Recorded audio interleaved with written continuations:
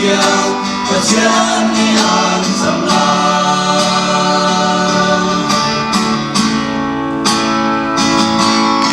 Sumanu lepa puta tange Rumke zunte kelau Afatu ketinu nang mata lunti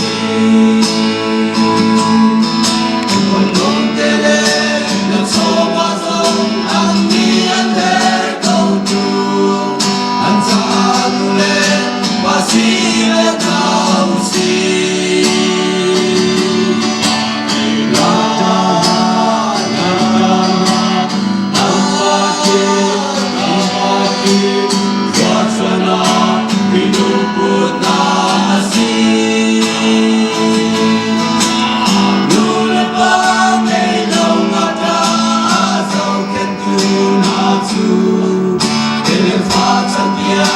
Pacian nian samlang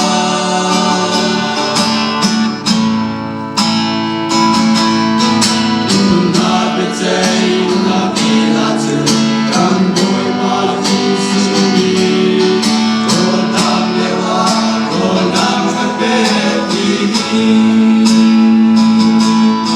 Wanda si leo le Kong sung tu Zong anang ka zau ke Susan Tuang, He made the art below.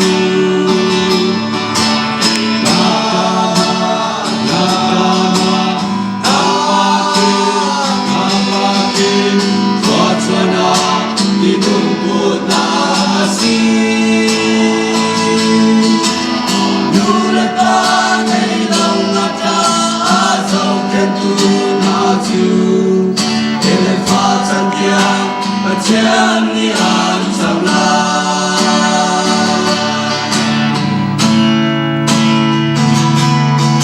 Ini inu terlawa O Tuhan nazakilai Simak senapong kam hilau izau man